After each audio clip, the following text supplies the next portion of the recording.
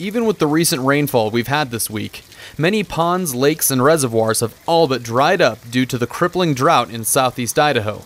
This has led to not just decreased space for these ducks to swim, but decreased water supply for farmers in the area. Well, normally I'd be jumping into about 5 feet of water here in this lake right outside Rexburg, Idaho.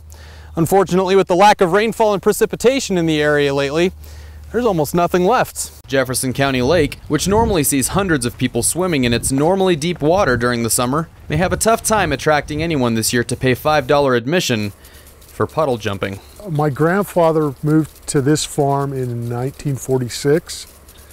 The small amount of rain that we've received, which is so important to his family's livelihood, has done little to ease his anxiety. This week we've got about 1/10 of an inch, and basically all it's done is settled the dust.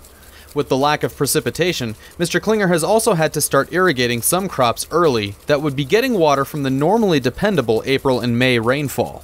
So we're irrigating our potatoes already, and normally we wouldn't have to do that until June. While the rainfall we've had in the last couple of days has been very welcome to the area, it's just a drop in the bucket compared to what's going to be needed for not just this season's stockpiles, but next season's stockpiles as well, in terms of being able to collect enough water to grow their crops. Cleve Bagley, soil conservation technician for the USDA, who has himself been a farmer for over 30 years, says this has been one of the worst years on record for snow accumulation.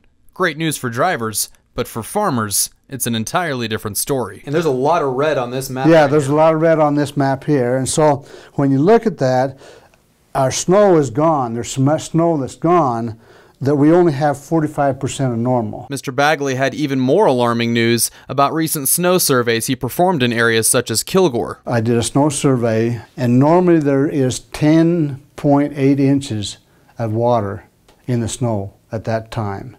How much did they have that time? When we measured it, it was 1.8. Wow. Both Mr. Klinger and Mr. Bagley have said that farmers will generally be able to make do this season because of excess precipitation and water collected in reservoirs from last year.